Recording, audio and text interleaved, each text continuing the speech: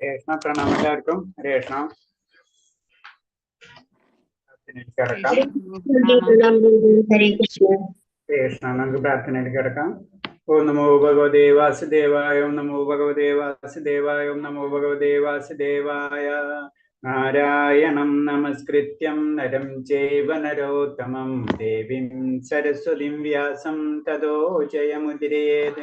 നഷ്ടപ്രായേഷു ഭദ്രേഷു നിത്യം ഭാഗവത സേവയാ ഭാഗവതേ ഉത്തമ ശ്ലോകേ ഭക്തിർഭവതി നഷ്ടകീ മുഖം കരോതി വാചാലം പങ്കും ലംഘയതേ ഗിരി യകൃപതമഹം വന്ദേ പരമാനന്ദമാധവം ശ്രീഗുരുദീനതാരിണം ശ്രീചൈതന്യമീശ്വരം വജ്ഞാനതിമിരാന്ധ്യസ്യ ജ്ഞാനാഞ്ജലശലാകയാ ചക്ഷുർമിലിതം യേന തസ്മൈ ശ്രീഗുരുവേ നമഃ.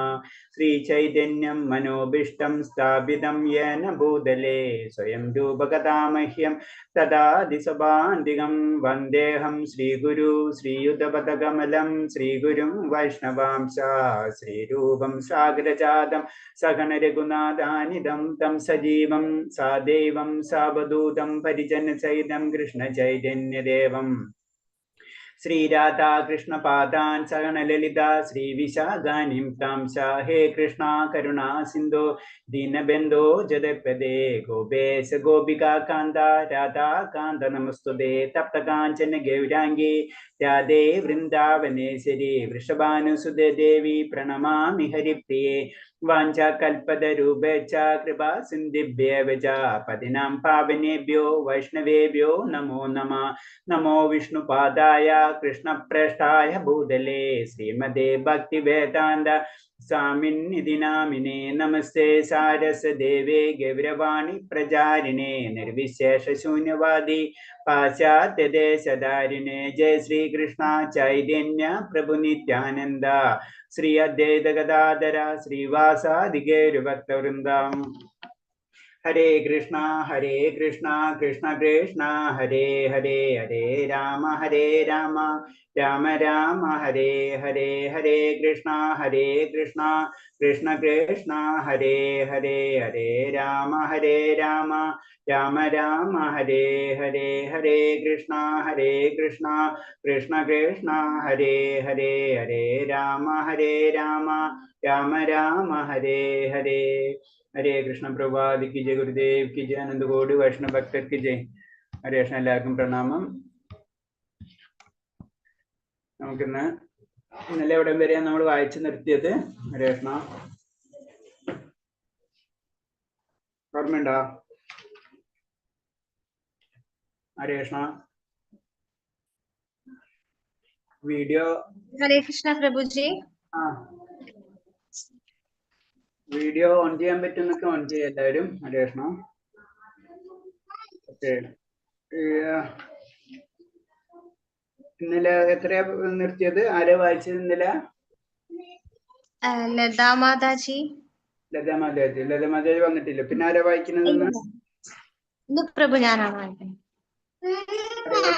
ഓക്കെ, ഒരു സെക്കൻഡ്. നമ്മൾ ഇന്നലെ എത്ര പേര് വായിച്ചു നിർത്തിയത്? ആദ്യത്തെ കഴിഞ്ഞു അല്ലേ? അത് കഴിഞ്ഞു. പേജ് നമ്പർ ഇതിനകത്ത് പേജ് നമ്പർ പറയാൻ കഴിയില്ല. 13 അല്ലേ? അതെ അതെ പ്രഭുജി. ആധ്യാത്മിക ജീവിതം വളർത്തിയെടുക്കുക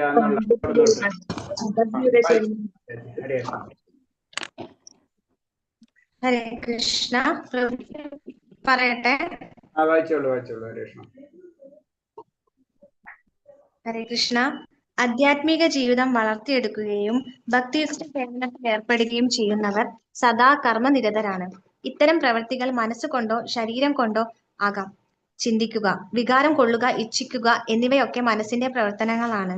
നാം എന്തെങ്കിലും ചെയ്യാൻ ഇച്ഛിക്കുമ്പോൾ പ്രവർത്തനം നടക്കുന്നതായി വെളിപ്പെടുന്നത് ഇന്ദ്രിയങ്ങളിലൂടെയാണ്. ഇങ്ങനെ നമ്മുടെ മാനസിക പ്രവർത്തനങ്ങളിൽ നാം സദാ കൃഷ്ണനെ കുറിച്ച് ചിന്തിക്കാൻ ശ്രമിക്കണം. ശ്രേഷ്ഠരായ ആചാര്യന്മാരുടെയും സ്വന്തം ആധ്യാത്മിക ആചാര്യന്റെയും കാലടികളെ പിന്തുടർന്ന് കൃഷ്ണനെ സന്തോഷിപ്പിക്കാനുള്ള മാർഗം ആസൂത്രണം ചെയ്യുകയും വേണം. മനസ്സുകൊണ്ടും വാക്കുകൊണ്ടും ശരീരം കൊണ്ടുമുള്ള പ്രവർത്തനങ്ങളുണ്ട്. കൃഷ്ണാവബോധമുള്ള ആൾ ഭഗവത് മാഹാത്മ്യങ്ങളെക്കുറിച്ച് പ്രബോധനം നടത്താൻ വാക്കുകൾ ഉപയോഗിക്കുന്നത്. ഇതിന് കീർത്തനം എന്ന് പറയുന്നു. മനസ്സുകൊണ്ട് അയാൾ ഭഗവാന്റെ പ്രവർത്തനങ്ങളെക്കുറിച്ച് ചിന്തിക്കുന്നു. കുരുക്ഷേത്രത്തിലെ യുദ്ധഭൂമിയിൽ നിന്നുകൊണ്ട് സംസാരിക്കുന്നതായോ ഒക്കെ ഇപ്രകാരം ഭഗവത് ലീലകളെക്കുറിച്ച് എല്ലായ്പ്പോഴും സ്മരിക്കണം. ഇതാണ് കൃഷ്ണാവബോധത്തിന്റെ മാനസിക സംസ്കാരം. ഹരേ കൃഷ്ണ. ഹരേ കൃഷ്ണ. അപ്പൊ ഇതില് ഒന്നും കൂടെ നമുക്ക് പറഞ്ഞു തരാണ്. കാരണം എന്ന് വെച്ച് കഴിഞ്ഞാല് ഭക്തി എന്ന് പറയുമ്പോൾ നമ്മ കർമ്മ നിരതനായിരിക്കണം എന്നാ പറയണത്. അല്ലാതെ നമ്മൾ ആദ്യമേ തന്നെ പറഞ്ഞിട്ടുണ്ട് അല്ലെ. കാരണം എന്ന് വെച്ച് കഴിഞ്ഞാൽ വെറുതെ കാട്ടിൽ പോയി അർജുനൻ പറയുന്നുണ്ട് ഞാൻ ഒന്നില്ലാണ്ട് ചെന്നിരുന്ന് തപസ് ചെയ്യാൻ. അതല്ല ശരിക്കും ഭക്തി എന്ന് പറയുമ്പോ. എന്താണ് പറഞ്ഞത്? ഭക്തിയുടെ സേവനത്തിൽ ഏർപ്പെടാന്ന് പറയുമ്പോൾ എപ്പോഴും കർമ്മ നിരതനായിരിക്കണം. എന്തെങ്കിലും പ്രവർത്തികൾ മനസ്സുകൊണ്ടോ ശരീരം കൊണ്ടോ ആകാം. നമുക്ക് ശരീരം കൊണ്ടും ചെയ്യാൻ പറ്റുന്ന കാര്യങ്ങൾ ചെയ്യണം, മനസ്സുകൊണ്ടും ചെയ്യാൻ പറ്റുന്ന കാര്യങ്ങൾ ചിന്തിക്കണം, വികാരം കൊണ്ട് ഇച്ഛിക്കുക. ഇതൊക്കെ എല്ലാ പ്രവർത്തനങ്ങളും നമ്മൾ ചെയ്യണം എന്നാ പറയുന്നത്. അങ്ങനെ ചെയ്യുമ്പോഴോ നമുക്ക് അതിനോട് അറ്റാച്ച്മെന്റ് ഉണ്ടാവുള്ളൂ. വളരെ സിമ്പിൾ ആണ്. നമ്മൾ വാക്കുകൊണ്ടും മനസ്സുകൊണ്ടും ശരീരം കൊണ്ടും ഏതൊരു പ്രവർത്തികൾ ചെയ്യുന്നുവോ ആ പ്രവർത്തിനോട് നമുക്ക് ആഗ്രഹം കൂടിക്കൊണ്ടിരിക്കും. അതേപോലെ തന്നെ ഭക്തിയിലേക്ക് കടക്കുമ്പോൾ നമ്മൾ അതേ രീതിയിൽ തന്നെ ചെയ്യണം എന്നാ പറയുന്നത്. ഇങ്ങനെ നമ്മുടെ മാനസിക പ്രവർത്തനം സദാ കൃഷ്ണനെ കുറിച്ച് ചിന്തിക്കാൻ ശ്രമിക്കണം. ശ്രേഷ്ഠമായ ആചാര്യന്മാരുടെ പിന്നെ സ്വന്തം അധ്യാത്മിക ആചാര്യന്റെ കാലടിപ്പാടുകളെ പിന്തുടർന്ന് കൃഷ്ണനെ സന്തോഷിപ്പിക്കുന്ന മാർഗം ആസൂത്രണം ചെയ്യുകയും വേണം. പിന്നെന്താണ് ചെയ്യേണ്ടത്? നമ്മൾ ആചാര്യന്മാര് എന്താ പറഞ്ഞിട്ടുള്ളത് അതിനനുസരിച്ച് നമ്മൾ പ്രവർത്തിക്കാൻ നമ്മൾ ശ്രമിച്ചുകൊണ്ടിരിക്കുക. അതിനനുസരിച്ചുള്ള മാർഗങ്ങൾ നമ്മൾ ചെയ്യുക. ഇപ്പൊ ഒരു ക്ഷേത്രം പണിയണം എന്ന് പറഞ്ഞ് ഇപ്പൊ ഗുരുവിന്റെ ആജ്ഞ അനുസരിച്ച് ഗുരു പറയുന്നത് നമുക്കൊരു ക്ഷേത്രം പണിയണം എന്ന് പറഞ്ഞു കഴിഞ്ഞാൽ ബാക്കിയുള്ള കാര്യങ്ങൾ നമ്മൾ അതിനനുസരിച്ച് ചിന്തിക്കണം. അല്ല ഞാൻ ഇത് മാത്രം ചെയ്യുന്നില്ല. അപ്പൊ അതിന് വേണ്ടിയിട്ടുള്ള എല്ലാ കാര്യങ്ങളും നമ്മുടെ മനസ്സിന്റെ ഉള്ളിൽ കൂടെ നമ്മുടെ ശരീരത്തിൽ കൂടെ നമ്മുടെ വാക്കുകളിലൂടെ അതിനനുസരിച്ച് പ്രവർത്തനങ്ങൾ നമ്മൾ നടത്തണം. അതാണ് ശരിക്കും പറയുന്നത് കൃഷ്ണാവബോധം എന്ന് പറയുന്നത്. എപ്പോഴും അത് എന്തിനു വേണ്ടി ചെയ്യണതാണ്? നമ്മൾ ഭഗവാന് വേണ്ടി മാത്രമാണ് ചെയ്യുന്നത്. അതാണ് പറഞ്ഞത്. അതായത് കാലടിക്കാൾ പിന്തുടർന്ന് അധ്യാത്മാചാര്യന്മാരുടെ കാലടിപ്പാടുകൾ പിന്തുടർന്ന്. അപ്പൊ അത് പറഞ്ഞപ്പോഴാണ് നമുക്കറിയപ്പാ ഒന്ന് രൂപഗോസ്വാമി ക്ഷേത്രം പണിതത് എങ്ങനെയെന്നറിയാം? രൂപഗോസ്വാമിയുടെ ക്ഷേത്രത്തിന്റെ കഥ പറയുന്നത് അത് പറഞ്ഞു തന്നപ്പോഴാണ്. രൂപഗോസ്വാമിയുടെ കൃഷ്ണന്റെ പേരാണ് ഗോവിന്ദ് ദേവ് അല്ലെ. ഗോവിന്ദ് ദേവ് എന്നുള്ള ആ സങ്കല്പത്തെയാണ് ശരിക്കും ആര് ചെയ്യുന്നത്? അല്ലെങ്കിൽ ഗോവിന്ദ് ദേവ് ജി എന്ന് പറഞ്ഞത് രാധ ഗോവിന്ദ് ദേവ് ജി. ഇതാണ് ക്ഷേത്രം. ഈ ക്ഷേത്രത്തിന് ആരാധന ചെയ്തിരുന്നാണ് ആര്? രൂപഗോസ്വാമി. ആ ക്ഷേത്രം എങ്ങനെ വന്നതെന്ന് വെച്ച് കഴിഞ്ഞാല് ആ ക്ഷേത്രത്തെ പറ്റി പറയുമ്പോഴാണ്. കാരണം അവിടെ രൂപഗോസ്വാമി സനാതന ഗോസ്വാമി ഗുരുവിന്റെ ആജ്ഞ അനുസരിച്ച് അത് ചൈതന്യ മഹാപ്രഭുവിന്റെ ആജ്ഞ അനുസരിച്ച് വൃന്ദാവനത്തിൽ എത്തുകയും അങ്ങനെ അന്വേഷിച്ച് നടന്നുകൊണ്ടിരിക്കുകയാണ് അവിടെ. അപ്പൊ അവിടെ നിന്ന് ഭഗവാന്റെ ലീലകളൊക്കെ നടന്നവർക്ക് അന്വേഷിച്ചുകൊണ്ടിരിക്കുന്ന സമയത്ത് അവർക്ക് അത് മുഴുവനും പിടികിട്ടുന്നില്ല. ഇങ്ങനെ അന്വേഷിച്ചുകൊണ്ടിരിക്കുകയാണ്. ആ സമയത്ത് അങ്ങനെ ഇരിക്കുന്ന സമയത്താണ് ഒരു ബാലൻ പ്രത്യക്ഷപ്പെടുന്ന ബാലൻ വരികയും ആ ബാലൻ പറയാണ് ഇങ്ങനെ ഒരു സ്ഥലമുണ്ട്, ഒരു കുന്നിന്റെ മുകളിൽ കാണിച്ചു കൊടുത്തിട്ട് പറയാണ് അവിടെ ഒരു കുന്നിൻ മുകളില് ഒരു വെളുത്ത പശു വരും കാലത്ത്. സാധാരണ എല്ലാ ദിവസവും ആ വെളുത്ത പശു പാൽ ചുരത്തും, അത് ഭഗവാൻ അത് സ്വീകരിക്കും എന്ന് പറയാണ്. അങ്ങനെ പിന്നെ എന്താണ് രൂപഗോസ്വാമി അത് നോക്കാണ്. പിറ്റേ ദിവസം അതുപോലെ സംഭവിക്കാണ് ചെല്ലാണ്. അതേപോലെ തന്നെ ചെയ്യുമ്പോൾ വീണ്ടും അപ്പൊ അവിടെ ചെന്നിട്ട് എന്താണ് അപ്പൊ പാൽ ചേർത്തിയ സ്ഥലവും അവിടെ ചെന്നിട്ട് രൂപഗോസ്വാമി അത് എല്ലാവരും വിളിച്ചതിന് ശേഷം അവിടുത്തെ പറയല് ഗാവു അതായത് അവിടുത്തെ ലോക്കലായിട്ടുള്ള എല്ലാവരും വിളിച്ചിട്ട് അത് തുറക്കാണ്. അത് കംപ്ലീറ്റ് അത് കുഴിച്ചു നോക്കുമ്പോഴാണ് അവിടെ ഭഗവാന്റെ രൂപം കിട്ടുന്നത്. ആ രൂപമാണ് ശരിക്കും ഗോവിന്ദ് ദേവ് എന്ന് പറയുന്നത്. ആ സമയത്ത് അത് ചെക്ക് ചെയ്യുന്ന സമയത്ത് ഇതേപോലെ തന്നെ രാജസ്ഥാനിലെ വീരപരാക്രമിയ രാജൻ മാൻസിംഗും ഉണ്ടായിരുന്നു. നമുക്കറിയാം വളരെ പ്രസിദ്ധമായിട്ടുള്ള ഒരു ഹിന്ദു ഒരു രാജാവ് തന്നെയായിരുന്നു അല്ലെ അദ്ദേഹം. അദ്ദേഹം എന്ത് ചെയ്ത് അതേപോലെ തന്നെ വലിയ വിശിഷ്ട വ്യക്തികളൊക്കെ ആ സമയത്ത് ആ കാര്യം ചെയ്യുന്നത് തന്നെ. അങ്ങനെ ആ ക്ഷേത്രം നിർമ്മിക്കാൻ വേണ്ടിയിട്ടുള്ള എല്ലാ സഹായങ്ങളും മാൻസിംഗ് ചെയ്തു കൊടുക്കാണ്. മാർബിൾ കല്ലും മറ്റുള്ള. അതേപോലെ തന്നെ അക്ബർ ചക്രവർത്തിയും ആ സമയത്താണ് അവിടെ ഇത് ചെയ്തിരുന്നത്. അങ്ങനെ അക്ബറും അതിന്റെ കുറെ കാര്യങ്ങളൊക്കെ ചെയ്തു കൊടുത്തു. അങ്ങനെയാണ് അത് അതിസുന്ദരമായ 7 നില ക്ഷേത്രം. അതാണ് രാധ ഗോവിന്ദ് ദേവ്ജി എന്ന വൃന്ദാവനത്തിലെ മുഖ്യ സ്ഥലത്ത് ഒരു കുന്നിൻ മുകളിൽ സ്ഥിതി ചെയ്യുന്നത്. ആ കുന്നിൻ മുകളിലാണ് ദേവ്ജി ചെയ്യുന്നത്. അപ്പൊ പറഞ്ഞു വന്നത് എന്താണ്, ആരാ നിർദ്ദേശപ്രകാരമാണ് അത് ചെയ്തത്? ചൈതന്യ മഹാപ്രഭുവിന്റെ നിർദ്ദേശപ്രകാരം ആര് ചെയ്തത്? രൂപഗോസ്വാമി. അപ്പൊ അതിനുള്ള വഴികൾ നമ്മൾ ആസൂത്രണം ചെയ്തുകൊണ്ടിരിക്കണം. അതാണ് ഇപ്പൊ പറഞ്ഞ പോയിന്റിലേക്ക് വരുന്നത്. എന്നിട്ട് അത് കഴിഞ്ഞതിന് എന്താ സംഭവിച്ചത്? അങ്ങനെ ആ ക്ഷേത്രം വലിയൊരു ക്ഷേത്രം ഇപ്പോഴും നമ്മൾ വൃന്ദാവനത്തിൽ പോയി കാണാം. വലിയൊരു ക്ഷേത്രം, ഒരു കുന്നിന്റെ മുകളിൽ തന്നെ ആയിട്ടുള്ള ഒരു ക്ഷേത്രം കാണാം. അതാണ് ശരിക്കും രൂപഗോസ്വാമി ആരാധിച്ചിരുന്നത്. നമ്മൾ ഇന്നലെ പറഞ്ഞു, ഗോവിന്ദദേവാണ് ശരിക്കും രൂപഗോസ്വാമിയുടെ ആ സങ്കല്പം, കൃഷ്ണന്റെ സങ്കല്പം അത് ഇതാണ്. പിന്നെ എന്താണ്, ആ ക്ഷേത്രം 7 നിലകൾ ഉണ്ടായിരുന്ന പറയുന്നത്. അത് പിന്നെ നമുക്കറിയാം ഔറംഗസീബ് അങ്ങനത്തെ ഒരു ഇതായിരുന്നല്ലേ. അത് അദ്ദേഹം എന്താ ചെയ്തെന്ന് വെച്ച് കഴിഞ്ഞാൽ അത് മുഴുവനും കുറെ പൊട്ടിച്ചു കളഞ്ഞു. പിന്നെ എന്നാലും ഇപ്പോഴും ആ സ്ഥലം നമുക്ക് ഇപ്പോഴും മുകളിലത്തെ ശ്രദ്ധിച്ചാലായിരുന്നു പോയിട്ടുള്ള ഒരു കാര്യം. മുകളിലൊക്കെ പാർഷൊക്കെ പോയിട്ടുണ്ട്. എന്നാലും ആ രാധ ഗോവിന്ദജി എന്ന പേരിൽ വൃന്ദാവനം മുഖ്യ സ്ഥലത്ത് ഒരു കുന്നിൻ മുകളില് സ്ഥിതി ചെയ്യുന്നുണ്ട്. അതേപോലെ തന്നെ നമുക്ക് സനാതന ഗോസ്വാമിയുടെയും ശ്രദ്ധിച്ചു കഴിഞ്ഞാൽ സനാതന ഗോസ്വാമിയുടെ മദൻ മോഹൻ ക്ഷേത്രം അത് സനാതന ഗോസ്വാമി സ്ഥാപിച്ചിട്ടുള്ളതാണ്. അപ്പൊ അങ്ങനെയാണ്. അപ്പൊ അത് നമുക്ക് ഓരോ കാര്യങ്ങൾ നോക്കുമ്പോൾ നമുക്കറിയാം. അതിന് ശ്രീ രാധാമോഹൻ ക്ഷേത്രം എന്ന് പറയുന്നതാണ് സനാതന ഗോസ്വാമി. അതായത് മദൻ മോഹനനാണ് ശരിക്കും സനാതന ഗോസ്വാമിയുടെ ആയ വിഷ്ണു സങ്കല്പത്തിൽ അല്ലെങ്കിൽ ഭഗവാൻ സങ്കല്പത്തിൽ വരുന്നത്. അപ്പൊ ഇവര് എല്ലാവരും ആ രീതിയിലാണ് ചെയ്യുന്നത്. അപ്പൊ ഭഗവാനെ സന്തോഷിപ്പിക്കുന്നതിന് വേണ്ടിയിട്ടുള്ള മാർഗങ്ങൾ ആരായാണ് അത് പറഞ്ഞപ്പോഴാണ് സനാതന ഗോസ്വാമിയുടെ കഥ പറയുമ്പോൾ സനാതന ഗോസ്വാമി ഇതേപോലെ തന്നെ വൃന്ദാവനത്തിൽ ചെല്ലിങ്ങനെ ഇതുപോലെ തന്നെ കാര്യങ്ങൾ ചെയ്തുകൊണ്ടിരിക്കുന്ന സമയത്ത് അവിടെ ഒരു ഏതിന് പറഞ്ഞത് മദൻ മോഹൻ എന്നുള്ള ഒരു വിഗ്രഹം ഉണ്ടായിരുന്നു. ആ വിഗ്രഹത്തിന്റെ കഥ പറയുന്നത് 5000 കൊല്ലം മുന്നേ ഭഗവാൻ ശ്രീകൃഷ്ണ പുത്രനായ അനിരുദ്ധന്റെ മകനായ ബ്രജനാഭൻ എന്ന മഹാരാജാവ് മധുര ഭരിച്ചിരുന്നു. അനിരുദ്ധന്റെ മകന്. അപ്പൊ അസുരങ്ങളായ മനുഷ്യ മധുര ക്ഷേത്രം ആക്രമിച്ച് ക്ഷേത്ര വിഗ്രഹങ്ങൾ നശിപ്പിച്ചു. ആ സമയത്ത് തന്നെ ക്ഷേത്രങ്ങള് നശിപ്പിച്ചിട്ടുണ്ടായിരുന്നു, കുറെ ക്ഷേത്രങ്ങൾ. ആ ക്ഷേത്രങ്ങളിലെ കുറെ എന്താണ് വിഗ്രഹങ്ങളും ഇദ്ദേഹം ഒളിപ്പിച്ചിട്ടുണ്ടായിരുന്നു.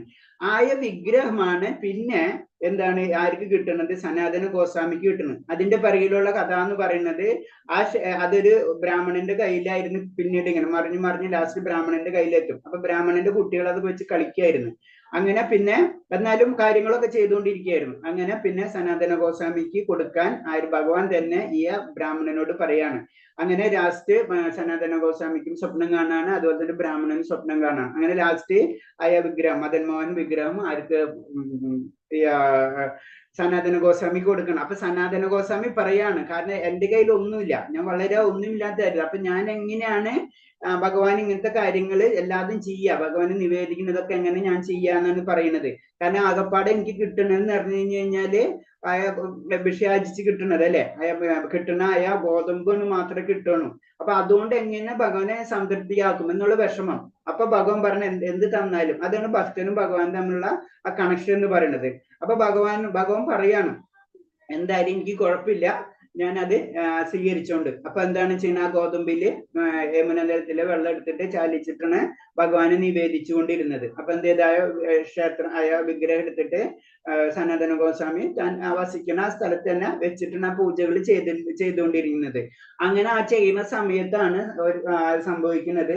അപ്പൊ പറയുന്നുണ്ട് സനാതന ഗോസ്വാമി ഭഗവാനോട് പറയുന്നുണ്ട്, ആദ്യം ഇത് മതി എന്ന് പറയും, പിന്നെ ഉപ്പില്ല എന്ന് പറയും, പിന്നെ വേണമെന്ന് പറയും, ഇതൊന്നും എനിക്ക് ചെയ്യാൻ പറ്റില്ല എന്ന് ഭഗവാനോട് പറയുന്നുണ്ട്. എന്നിട്ട് ലാസ്റ്റ് എന്താ സംഭവിക്കുന്നത്? കുറച്ച് കഴിഞ്ഞ് ഭഗവാൻ പറഞ്ഞാണ്, ഇതിൽ കുറച്ചും കൂടി ഉപ്പും കൂടെ ചേർത്താൽ നന്നായി എന്ന് ഭഗവാൻ പറയാണ്. അങ്ങനെ പറഞ്ഞ സനാതന ഗോസ്വാമി പറഞ്ഞു, എനിക്ക് അതിൻ്റെയൊക്കെയുള്ള കഴിവൊന്നിൽ എനിക്ക് അങ്ങനെ ചെയ്യാൻ പറ്റും. അതിന്റെ ഇടയ്ക്കാണ് യമുന നദിയിൽ കൂടെ ഒരു ഉപ്പ് വഹിച്ചിട്ടുള്ള ഒരു കപ്പൽ വരുന്നത്. അത് നമുക്കറിയാം, നോർത്ത് ഇന്ത്യയിൽ ഉപ്പ് കിട്ടാനൊക്കെ ബുദ്ധിമുട്ടുള്ള സ്ഥലങ്ങളാണ്. അങ്ങനെ വരുന്ന സമയത്ത് ഇവിടെ എത്തുമ്പോൾ ആ കപ്പല് അവിടെ തട്ടി നിൽക്കുകയാണ് ചെയ്യുന്നത്. അങ്ങനെ തട്ടി നിൽക്കാണ്. അപ്പോഴാണ് ആ വ്യക്തിക്ക്, കൃഷ്ണദാസ് വ്യാപാരി എന്നാണ് ആ വ്യക്തിയുടെ പേര്. അദ്ദേഹത്തിന് മറ്റുള്ളവർ പറയാണ്, ഇങ്ങനെ ഒരു അവിടെ അപ്പുറത്ത് ഒരു സന്ത്, അതായത് ഒരു വ്യക്തിത്വമുണ്ട്, അവരെ ചെന്ന് കണ്ണ് കാണാൻ പറയണം. അങ്ങനെ അദ്ദേഹം അവിടെ കാണുന്ന സനാതന ഗോസ്വാമിനോട് കാണണം. അപ്പൊ സനാതന ഗോസ്വാമി പറയണേ, എനിക്കൊന്നും ചെയ്യാൻ പറ്റില്ല, നിങ്ങൾ എന്ത് ചെയ്യും, മനസ്സ് ഉരുകിയിട്ട് ഭഗവാനെ പ്രാർത്ഥിക്കാൻ പറയണം. അങ്ങനെ ഭഗവാനെ പ്രാർത്ഥിക്കണം ആ വ്യക്തി. അങ്ങനെ ഭഗവാനെ പ്രാർത്ഥിച്ചുകൊണ്ടിരിക്കുന്ന സമയത്ത് മഴ പെയ്യാണ്. അപ്പൊ യമുനയിലത്തെ വെള്ളം ഉയരാണ്. അങ്ങനെ ആ സ്ഥലം അവിടേക്ക് എത്താണ്. അപ്പൊ അദ്ദേഹം അത് കാണും. അപ്പൊ അദ്ദേഹം ഇതേപോലെ തന്നെ കപ്പലിൽ ചെന്ന് നോക്കിയപ്പോൾ കുറെ കപ്പലിൽ ഉപ്പ് മാത്രമല്ല പറഞ്ഞത്, കർപ്പൂരങ്ങൾ രത്നങ്ങളുമാണ് കണ്ടത്. അത്രയും സ്വത്തുക്കളും അയാൾക്ക് കിട്ടാണ് അവിടെ നിന്ന്. അങ്ങനെ അദ്ദേഹം പണി കഴിപ്പിച്ച ആ ക്ഷേത്രമാണ് ശ്രീ രാധാ മദൻ മോഹൻ ക്ഷേത്രം. അതാണ് ആര് സനാതന ഗോസ്വാമിയായിട്ട് ബന്ധപ്പെട്ടിട്ടുള്ള ക്ഷേത്രം. മറ്റേത് രൂപഗോസ്വാമിയായിട്ടുള്ള ബന്ധപ്പെട്ട ക്ഷേത്രമാണ് രാധാ ഗോവിന്ദജി ക്ഷേത്രം. അതിന്റെ 2 ക്ഷേത്രങ്ങൾ. അപ്പൊ പറഞ്ഞു വന്നത് നമ്മൾ ഈ പോയിന്റ് ഇങ്ങോട്ട് പറയാൻ കാരണം എന്ന് വെച്ച് കഴിഞ്ഞാല്, കാരണം ഒരു ഗുരു കൊടുത്തത്, ആ ഗുരു കൊടുത്തതിന്റെ കാലടിപ്പാടുകൾ പിന്തുടർന്ന് ഭഗവാന്റെ സന്തോഷത്തിന്റെ കാര്യങ്ങൾ നമ്മൾ ചെയ്യണം. അതിനനുസരിച്ചുള്ള കാര്യങ്ങൾ നമ്മൾ ആസൂത്രണം ചെയ്യണം. അതാണ് ചെയ്യേണ്ടത്. അപ്പൊ അത് ശരീരം കൊണ്ടോ മനസ്സുകൊണ്ടോ വാക്കുകൊണ്ടോ ഇതൊക്കെ കൊണ്ടൊക്കെ ഉള്ള പ്രവർത്തനങ്ങൾ നമ്മൾ ചെയ്യണം. കൃഷ്ണബോധമുള്ള ആൾക്ക് ഭഗവത് മഹാത്മ്യത്തെ കുറിച്ച് പ്രബോധനം നടത്താൻ വാക്കുകൾ ഉപയോഗിക്കുന്നു അല്ലെ. ഭഗവാന്റെ വാക്ക്, ഭഗവാൻ പറഞ്ഞിട്ടുള്ള കാര്യം മറ്റുള്ളവരോർക്ക് നമുക്ക് പറഞ്ഞു കൊടുക്കണം. അതിന് പ്രബോധനം എന്ന് പറയുന്നത്. ഇതിന് കീർത്തനം എന്ന് പറയുന്നു. ഈ മനസ്സുകൊണ്ട് അയാളെ പ്രവർത്തനങ്ങളെ പറ്റി എന്ത് ചെയ്യണം, നാളെ ഞാൻ എന്തൊക്കെ പ്രവർത്തികൾ ചെയ്യണം എന്ന് ഭഗവാന് വേണ്ടി, അതിന് മനസ്സുകൊണ്ട് എന്ന് പറഞ്ഞു. അപ്പൊ വാക്കായി മനസ്സായി. അതേപോലെ തന്നെയാണ് ഭഗവത് ലീല. അപ്പൊ അങ്ങനെ ഭഗവത് ലീലകൾ എപ്പോഴും നമ്മൾ ഓർമ്മിക്കണം എന്നാണ് ഇതിൽ ഈ സെന്റൻസിൽ പറയുന്നത്. അടുത്ത വായിച്ചോളൂ.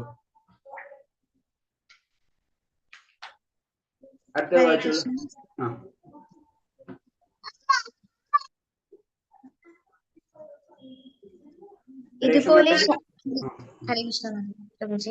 ഇതുപോലെ ശാരീരികമായ പ്രവർത്തനങ്ങൾ കൊണ്ടും നമുക്ക് പല സേവനങ്ങളും അർപ്പിക്കാം. ഈ പ്രവർത്തനങ്ങളെല്ലാം തന്നെ കൃഷ്ണനുമായി ബന്ധപ്പെട്ടതായിരിക്കണം.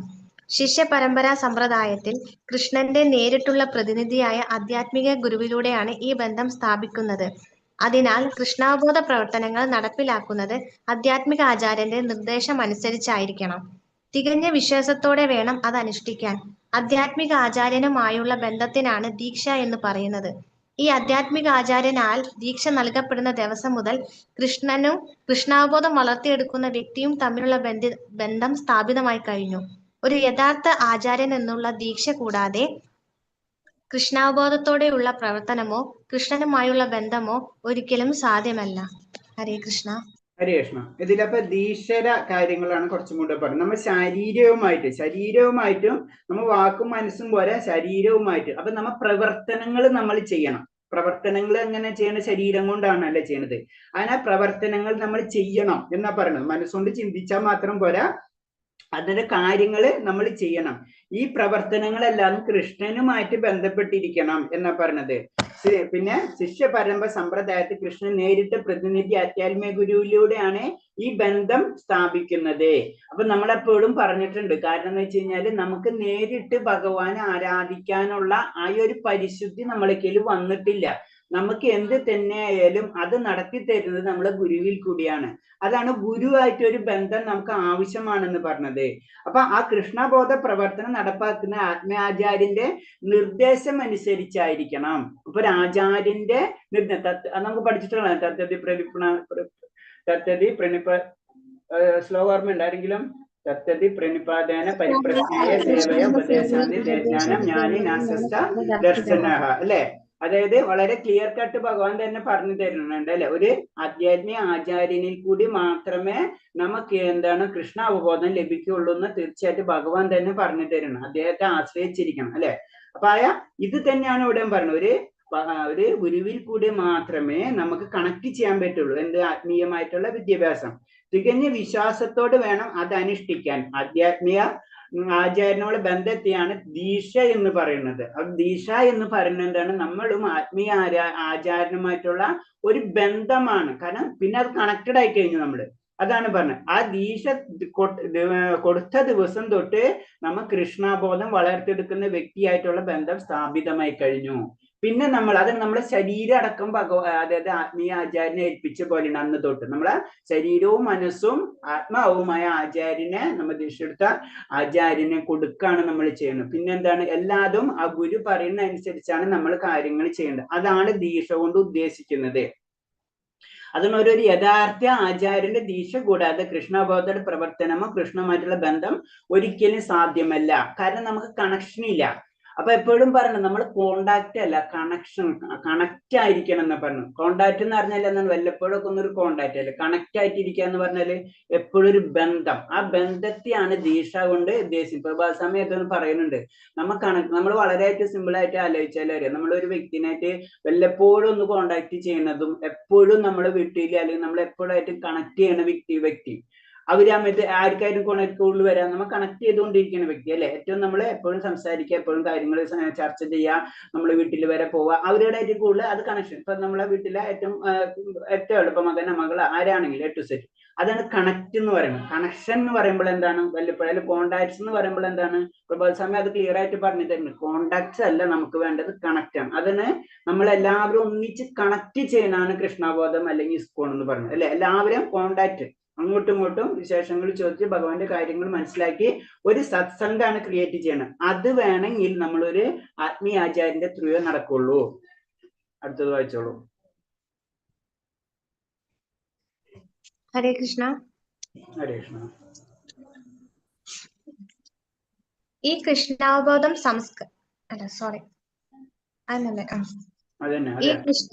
ഈ കൃഷ്ണാവബോധ സംസ്കരണം ഭൗതികമല്ല. ഭഗവാന് 3 തരം ശക്തിയാണ് പൊതുവെ ഉള്ളത്: ബഹിരംഗ ശക്തി, അന്തരംഗ ശക്തി, തടസ്ഥ ശക്തി. ജീവാത്മാക്കളെയാണ് ഈ തടസ്ഥ ശക്തി എന്ന് പറയുന്നത്. ഈ ഭൗതിക പ്രപഞ്ച ആവിർഭാവം ബഹിരംഗ ശക്തിയുടെ അഥവാ ഭൗതിക ശക്തിയുടെ പ്രവർത്തനമാണ്. ഇനിയുള്ളത് ആധ്യാത്മിക ലോകമാണ്. അന്തരംഗ ശക്തി, അന്തരംഗ ശക്തിയുടെ ആവിഷ്കരണമാണത്. തടസ്ഥ ശക്തിയായ ജീവാത്മാക്കൾ തരത്തിലുള്ള ബാഹ്യശക്തിക്ക് കീഴ്പ്പെട്ട് പ്രവർത്തിക്കുമ്പോൾ ഭൗതിക പ്രവർത്തനങ്ങൾ നടത്തുന്നു. അവരുടെ പ്രവർത്തനങ്ങൾ അന്തരംഗ ശക്തിക്ക് വിധേയമായിട്ടാകുമ്പോൾ അവയ്ക്ക് കൃഷ്ണാവബോധം എന്ന് പറയും. എന്ന് വെച്ചാൽ മഹാത്മാക്കളും മഹാഭക്തന്മാരും ഭൗതിക ശക്തിക്ക് വംശവദരായി പ്രവർത്തിക്കുന്നില്ലെന്നും അവരുടെ പ്രവർത്തനങ്ങളെല്ലാം ആധ്യാത്മിക ശക്തിയുടെ സംരക്ഷണത്തിന് കീഴിലാണെന്നാണ് അർത്ഥം. ഭക്തിയുക്ത സേവനത്തിലോ കൃഷ്ണാവബോധത്തിലോ നടക്കുന്ന എല്ലാ പ്രവർത്തനങ്ങളും ആധ്യാത്മിക ശക്തിയുടെ നേരിട്ടുള്ള നിയന്ത്രണത്തിലാണ്. മറ്റു തരത്തിൽ പറഞ്ഞാൽ ശക്തി എന്ന് പറയുന്നത് ഒരു തരം ബലമാണ്. ഈ ശക്തിയെ കൃഷ്ണന്റെയും വിശ്വാസ്യനായ ആധ്യാത്മിക ഗുരുവിന്റെയും കാരുണ്യത്താൽ ആത്മീയവൽക്കരിക്കുകയും ചെയ്യും. ഹരികൃഷ്ണ, മലയാളം ശരിയല്ല കേട്ടോ പ്രഭുജി, അതാണ്.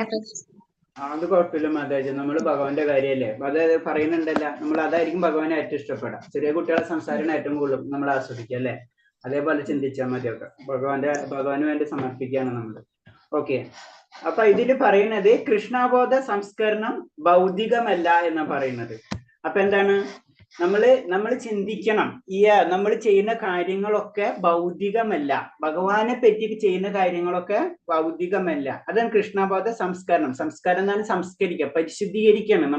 നമ്മൾ എന്തിനാണ് ശരീരത്തിനല്ല പരിശുദ്ധീകരിക്കുന്നത്, നമ്മുടെ ആത്മാവിനെയാണ് പരിശുദ്ധീകരിക്കുന്നത് അല്ലെ. അപ്പൊ അതിന് ചുറ്റുമുള്ള മാലിന്യങ്ങൾ നമ്മൾ മാറ്റിക്കളയാണ് ചെയ്യുന്നത് ശരിക്കും പറഞ്ഞത്. അതാണ് സംസ്കാരം ഭൗതികമല്ല എന്ന് പറഞ്ഞത്. പിന്നെ ഭഗവാന്റെ 3 ശക്തികൾ നമുക്കറിയാം: ബഹിരംഗ ശക്തി, അന്തരംഗ ശക്തി, തടസ്സ ശക്തി എന്ന് പറഞ്ഞാൽ 3 ശക്തികളുണ്ട്.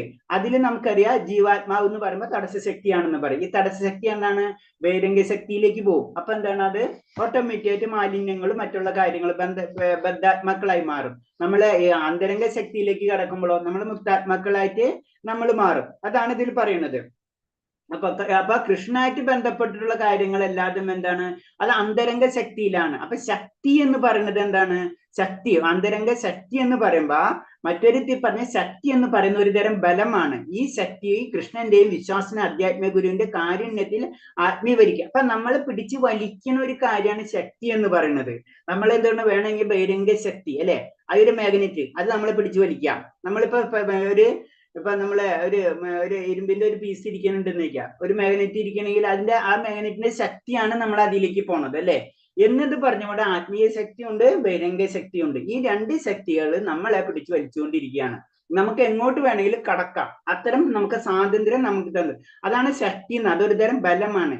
ഈ ശക്തി കൃഷ്ണന്റെയും വിശ്വാസനെ ആധ്യാത്മിക ഗുരുവിന്റെ കാരുണ്യത്തെ ആത്മീകരിക്കാം. അപ്പൊ എന്താണ്, ആ ശക്തിയായ ആത്മീയ ശക്തി നമുക്ക് എവിടെന്നാ കിട്ടുന്നത്, ഭഗവാന്റെ കാരുണ്യവും പിന്നെ അതേപോലെ തന്നെ ഗുരുവിന്റെ ഗുരുവിന്റെ കാരുണ്യവും അതേപോലെ തന്നെ ഭഗവാന്റെ ആ വിശ്വാസം, കൃഷ്ണനുള്ള വിശ്വാസം, ആത്മീയ ഗുരുവിന്റെ കാരുണ്യം കൊണ്ടാണ് ആ ശക്തി നമുക്ക് കിട്ടുന്നത്. നമുക്ക് എങ്ങോട്ടാണ് അട്രാക്ഷൻ ആവേണ്ടതെന്ന് നമുക്ക് മനസ്സിലാവുന്നത് ഗുരുവിന്റെ കാരുണ്യമാണ് പറയുന്നത്.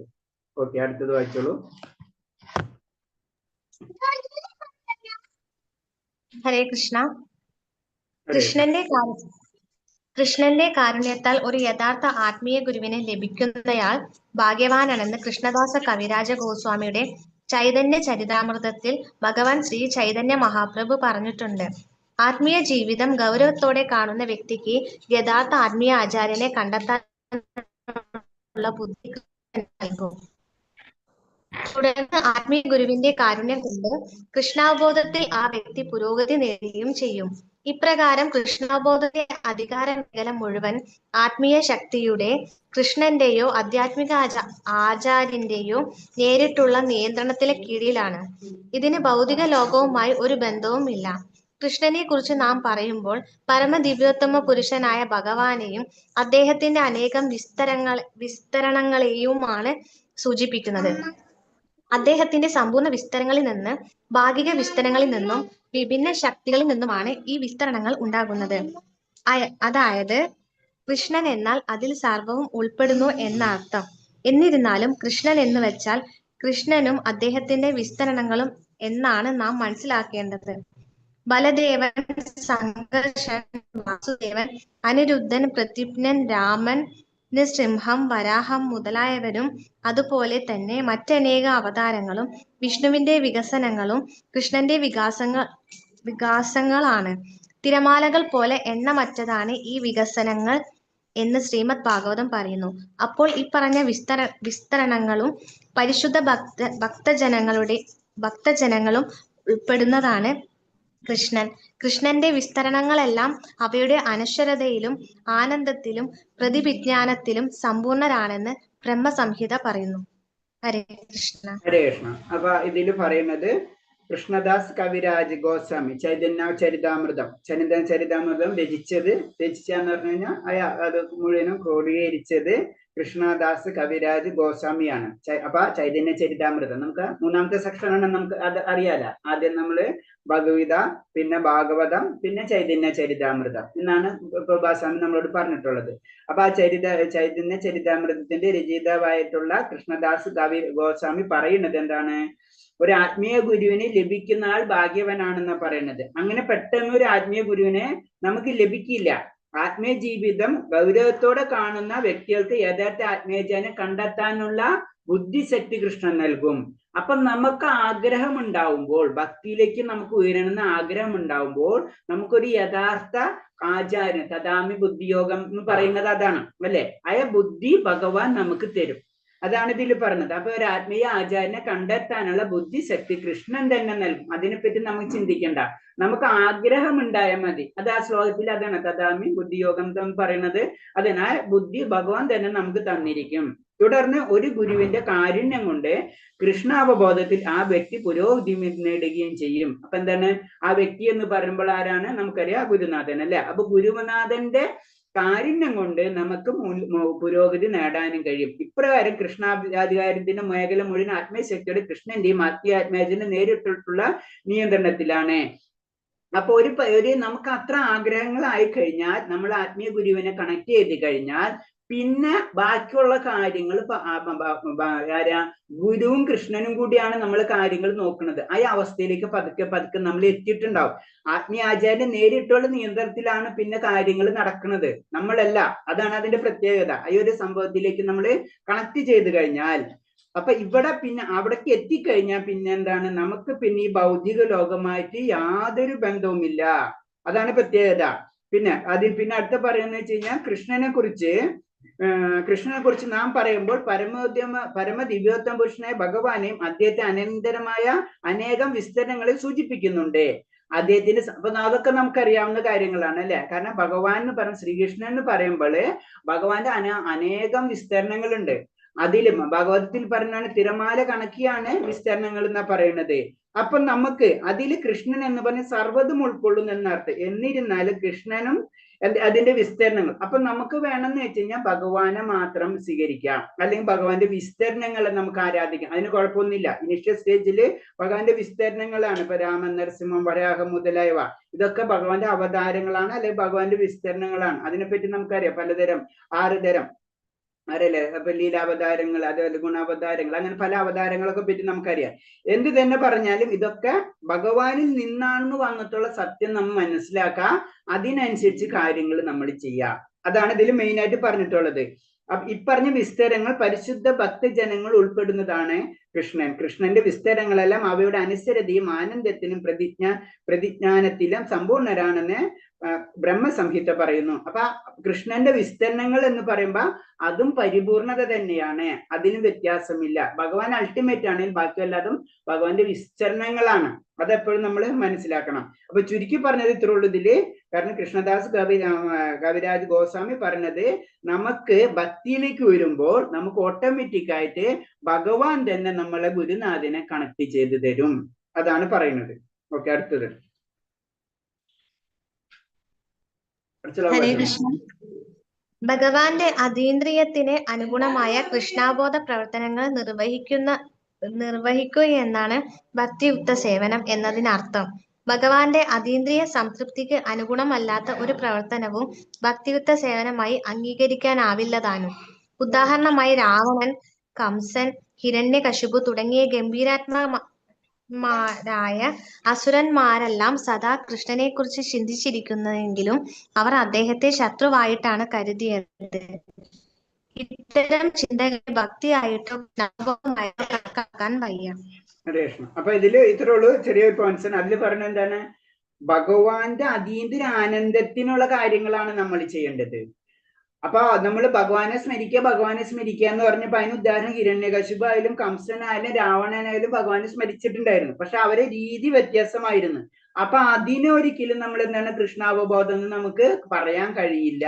നമ്മൾ സ്മരിക്കേണ്ടതാണ് ഭഗവാന്റെ അതീന്ദ്ര ആനന്ദത്തിന് കൂട്ടായിട്ടുള്ള, അതിനു വേണ്ടിയിട്ടുള്ള കാര്യങ്ങൾ ചെയ്യുക. അതായത് അതീന്ദ്ര സംതൃപ്തിക്ക് വേണ്ടിയിട്ടുള്ള ഗുണങ്ങൾ ചെയ്യുക, അതിനോട് ബന്ധമില്ലാത്ത കാര്യങ്ങൾ ചെയ്യാതിരിക്കുക. അതാണ് ശരിക്കും കൃഷ്ണാവബോധം അല്ലെങ്കിൽ അതീന്ദ്രിയ ആനന്ദത്തിലേക്ക് നമുക്ക് കടക്കേണ്ട വഴികൾ എന്ന് പറയുന്നത്. അല്ലാതെ സ്മരണം എന്ന് പറഞ്ഞിട്ട് ഹിരണ്യകശിപിനെ പോലെയോ അതേപോലെ തന്നെ കംസനെ പോലെയോ നമ്മൾ ചിന്തിക്കാൻ പാടില്ല. അടുത്ത വായിച്ചോളൂ. ഹരേ കൃഷ്ണ. കൃഷ്ണനെ അവിടുത്തെ ലീലകളിൽ നിന്നും പരിവാരങ്ങളിൽ നിന്നും തികച്ചും ഭിന്നമായി കരുതുക വഴി അവ്യക്തഗതവാദികൾ ഭക്തിയുക്ത സേവനത്തെ ചിലപ്പോൾ തെറ്റിദ്ധരിക്കാറുണ്ട്. ഉദാഹരണത്തിന് ഭഗവത്ഗീത ഉപദേശിച്ചത് കുരുക്ഷേത്രത്തിലെ യുദ്ധഭൂമിയിൽ വച്ചാണ്. കൃഷ്ണന് പ്രാധാന്യമുണ്ടെങ്കിലും കുരുക്ഷേത്രത്തിലെ യുദ്ധഭൂമിക്ക് പ്രാധാന്യമില്ലെന്നാണ് അവ്യക്തഗതിവാദികളുടെ വാദം. കുരുക്ഷേത്രത്തിലെ യുദ്ധഭൂമിക്ക് മാത്രമായി പ്രത്യേക പ്രാധാന്യമൊന്നുമില്ലെന്നും ഭക്തന്മാർക്കും അറിയാം. പക്ഷേ കൃഷ്ണൻ എന്ന് പറഞ്ഞാൽ കൃഷ്ണന് മാത്രമല്ലെന്നും കൂടി അവർ മനസ്സിലാക്കുന്നുണ്ട്. കൃഷ്ണൻ എപ്പോഴും അദ്ദേഹത്തിന്റെ പരിവാരങ്ങളോടും സഹചരരോടുമൊപ്പമാണുണ്ടാവുക. ഉദാഹരണമായി, ആ ആയുധം ധരിച്ചിരിക്കുന്ന മനുഷ്യന് എന്തെങ്കിലും തിന്നാൻ കൊടുക്കൂ എന്നൊരാൾ പറഞ്ഞാൽ തിന്നുക എന്ന പ്രവൃത്തി ചെയ്യുന്നത് മനുഷ്യനാണ്, ആയുധങ്ങളല്ല. ഇതുപോലെ കൃഷ്ണനുമായി ബന്ധപ്പെട്ട കാര്യങ്ങളിലും സ്ഥലങ്ങളിലും, കുരുക്ഷേത്രത്തിലെ യുദ്ധഭൂമി പോലെയുള്ളവ, കൃഷ്ണാബോധത്തിലുള്ള ഭക്തന് താല്പര്യം ഉണ്ടായിരിക്കാം. എന്നാൽ വെറും ഏതെങ്കിലും യുദ്ധഭൂമിയെ കുറിച്ച് അയാൾ ഒന്നും കാര്യമാക്കുന്നില്ല. കൃഷ്ണൻ, അദ്ദേഹത്തിന്റെ സംഭാഷണം, അദ്ദേഹത്തിന്റെ ഉപദേശങ്ങൾ തുടങ്ങിയവ മാത്രമേ അയാളുടെ പരിഗണനയിലുള്ളൂ. കൃഷ്ണൻ അവിടെ ഉള്ളത് കൊണ്ട് മാത്രമാണ് യുദ്ധഭൂമിക്ക് പ്രാധാന്യം വന്നത്. ഹരേ കൃഷ്ണ. ഹരേ കൃഷ്ണ. ഇതിപ്പോ പറയുന്നത് സിമ്പിൾ ആയിട്ട് പറയണെന്ന് വെച്ച് കഴിഞ്ഞാല്, നമ്മള് ഭഗവാനല്ലേ പറഞ്ഞത്. അപ്പൊ ഭഗവാൻ നിന്ന സ്ഥലത്തിന് പ്രാധാന്യമില്ല എന്ന് ആരാ പറയണത്? അത് അവ്യക്തിഗതവാദികൾ അവര് പറയും. കാരണം ഭഗവാന് മാത്രം ഇമ്പോർട്ടൻസ് ഉള്ളൂ. പക്ഷെ അങ്ങനെയല്ല, ഒരു ഭക്തനറിയാം അതിന് രണ്ടിനും. അതാണ് പറഞ്ഞ ഭഗവാൻ ഇറങ്ങുന്ന സമയത്ത്, ഭഗവാൻ നമ്മൾ അവതരിക്കുന്ന സമയത്ത് ഭഗവാൻ ഒറ്റയ്ക്കല്ല വരെ, അല്ലെ, ഭഗവാന്റെ പരിവാരങ്ങളായിട്ടാണ് വരുന്നത്.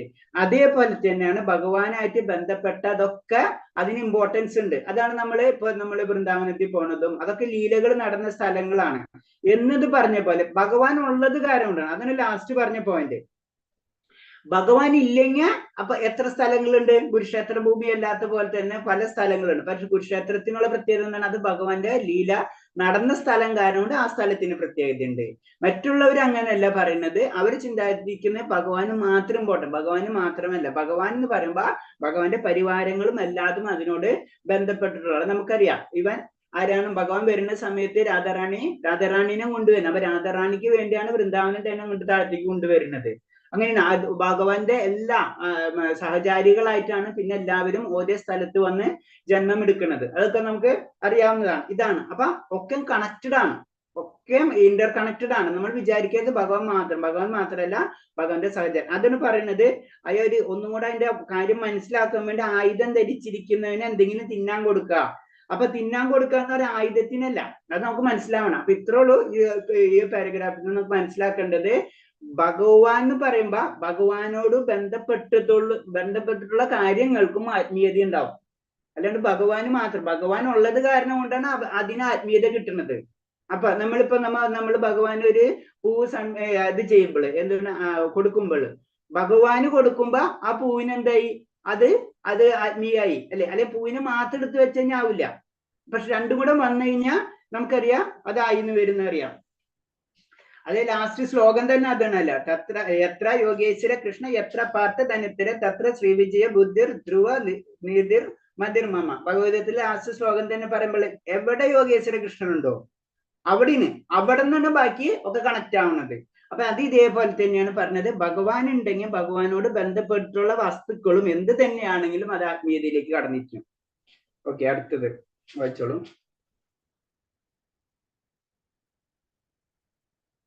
ഹരേ കൃഷ്ണ. കൃഷ്ണാവബോധം എന്നാൽ എന്താണെന്നുള്ളതിന്റെ രത്ന ചുരുക്കമാണിത്. ഭക്തജനങ്ങൾക്ക് കുരുക്ഷേത്രത്തിൽ എന്താണ് താല്പര്യമെന്ന് ഈ ജ്ഞാനമില്ലാത്തവർ തീർച്ചയായും തെറ്റിദ്ധരിക്കും. കൃഷ്ണനിൽ താല്പര്യമുള്ളവർക്ക് അദ്ദേഹത്തിന്റെ ലീലാ വിനോദങ്ങളിലും പ്രവർത്തനങ്ങളിലും ഒപ്പം താല്പര്യമുണ്ടാകും. പറഞ്ഞോട്ടെ. അതായത് ഇത്രേ ഉള്ളൂ. കൃഷ്ണബോധം എന്ന് പറഞ്ഞു കഴിഞ്ഞാൽ ഇപ്പൊ നമ്മ പറഞ്ഞതാണ്. അതായത് ഭഗവാൻ എന്ന് പറയുമ്പോ ഭഗവാനായിട്ട് ബന്ധപ്പെട്ടിട്ട് എല്ലാതിലും നമുക്ക് ആഗ്രഹം ഉണ്ടായിരിക്കണം. അപ്പൊ അതിന് ചുരുക്കി വളരെ നമ്മളെ ഭാഷയിൽ പറഞ്ഞു കഴിഞ്ഞാൽ, ഇപ്പൊ നമ്മൾ ക്ഷേത്രത്തിൽ പോണ്, ക്ഷേത്രത്തിൽ നമുക്ക് ഭഗവാനെ കാണുന്നത് മാത്രമല്ല, ഭഗവാന്റെ മറ്റുള്ള സേവനങ്ങളിലും നമുക്ക് ആഗ്രഹം ഉണ്ടായിരിക്കണം. അതാണ് അതിന്റെ ചുരുക്കം. അപ്പൊ ഭക്തജനം കുരുക്ഷേത്രത്തിൽ എന്ന് താല്പര്യമില്ലെന്ന് ജ്ഞാനമില്ലാത്തവർ തീർച്ചയായും തെറ്റിദ്ധരിക്കും. അപ്പൊ കുരുക്ഷേത്രത്തിന് എന്താണ് ഇമ്പോർട്ടൻസ്? കുരുക്ഷേത്രത്തിന് ഇമ്പോർട്ടൻസ് ഉണ്ട് ഭഗവാൻ ഉള്ള കാരണമുണ്ട്. ഭഗവാൻ ഉള്ള കാരണം ക്ഷേത്രത്തിനൊക്കെ ഇമ്പോർട്ടൻസ് ആയി. ക്ഷേത്രത്തിൽ ഓരോ പാർട്സും ഓരോ കാര്യങ്ങളും ഇമ്പോർട്ടൻസ് ഉള്ളതാണ്. അതിനുവേണ്ടി പ്രവർത്തിക്കുന്ന ഓരോ വ്യക്തികൾക്കും ഇമ്പോർട്ടൻസും ഉണ്ടാവും എന്നാ പറയുന്നത്. അതുകൊണ്ട് ഭഗവാന് മാത്രമല്ല, ഭഗവാനോട് ബന്ധപ്പെട്ടിരിക്കുന്ന എല്ലാത്തിനും നമ്മൾ അതിന്റെ ഇമ്പോർട്ടൻസ് കൊടുത്തിരിക്കണം. അപ്പൊ അങ്ങനെയുള്ള വ്യക്തികൾക്കാണ് എന്താണ് അതിന് ഇമ്പോർട്ടൻസ് ഉള്ള വ്യക്തികൾക്ക് എന്താണ് ഭഗവാന്റെ ലീലകളും വിനോദങ്ങളും പ്രവർത്തനങ്ങളും ഒന്നിച്ച് താല്പര്യമുണ്ടായിരിക്കും. ഭഗവാന്റെ ലീലകൾ കേൾക്കാനും ഭഗവാന്റെ വിനോദങ്ങൾ എന്താണെന്ന് അറിയാൻ ഇതിനൊക്കെ പറ്റി താല്പര്യം ഉണ്ടായിരിക്കും എന്നാ പറഞ്ഞു തരുന്നത്. ഓക്കെ, അടുത്ത വെച്ചോളൂ. ഹരേ കൃഷ്ണ. ഭക്തിരസാമൃത സിന്ധുവിൽ ഒരു പരിശുദ്ധ ഭക്തനെ ശ്രീല രൂപ ഗോസ്വാമി നൽകുന്ന നിർവചനം ഇങ്ങനെ സംഗ്രഹിക്കാം. അയാളുടെ സേവനം അനുകൂല രൂപത്തിലുള്ളതും സദാ കൃഷ്ണനുമായി ബന്ധപ്പെട്ടിരിക്കുന്നതുമായിരിക്കും. ഇത്തരം കൃഷ്ണാവബോധത്തിന്റെ വിശുദ്ധി കാത്തു സൂക്ഷിക്കാൻ എല്ലാവിധമായ ഭൗതിക അഭിലാഷങ്ങളിൽ നിന്നും ദാർശികമായ അഭ്യൂഹങ്ങളിൽ നിന്നും വിമുക്തനാകണം. ഭഗവത് സേവയ്ക്കൊഴിച്ചുള്ള എല്ലാ ആഗ്രഹങ്ങളും ഭൗതിക അഭിലാഷങ്ങളാണ്. ആത്യന്തികമായി ശൂന്യവാദത്തിലും അവിവ്യക്തിഗതവാദത്തിലും എത്തിച്ചേരുന്ന തരത്തിലുള്ള അഭ്യൂഹത്തെയാണ് ദാർശനികമായ അഭ്യൂഹം എന്നതുകൊണ്ട് അർത്ഥമാക്കുന്നത്. ഈ നിഗമനം കൃഷ്ണാബോധമുള്ള വ്യക്തികൾക്ക് ഉപയോഗശൂന്യമാണ്. അത്യപൂർവമായിട്ടു മാത്രമേ ദാർശനികമായ അഭ്യൂഹങ്ങൾക്ക് വാസുദേവ ആരാധനയിൽ എത്തിച്ചേരാൻ കഴിയും. ഇക്കാര്യം ഭഗവത്ഗീതയും ഉറപ്പിച്ച് പറയുന്നുണ്ട്. കാരണങ്ങൾക്കെല്ലാം കാരണഭൂതനായ കൃഷ്ണനാണ് സർവമെന്നും അതിനാൽ അദ്ദേഹത്തിന് സ്വാത്മാർപ്പണം ചെയ്യണമെന്നുള്ള ബോധത്തോടുകൂടി ദാർശനികാഭ്യൂഹത്തിന്റെ ആത്യന്തിക ലക്ഷ്യമായി കൃഷ്ണനെ കണക്കാക്കാം. ഈ ലക്ഷ്യം നേടിയാൽ ദാർശനികമായ പുരോഗതി അനുകൂലമാണ്. എന്നാൽ ദാർശനികമായ അഭ്യൂഹത്തിന്റെ നിഗമനം ശൂന്യത വാദമോ അവ്യക്തിഗത വാദമോ ആണെങ്കിൽ അത് ഭക്തിയാവുകയില്ല. ഹരേ കൃഷ്ണ. ഹരേ കൃഷ്ണ.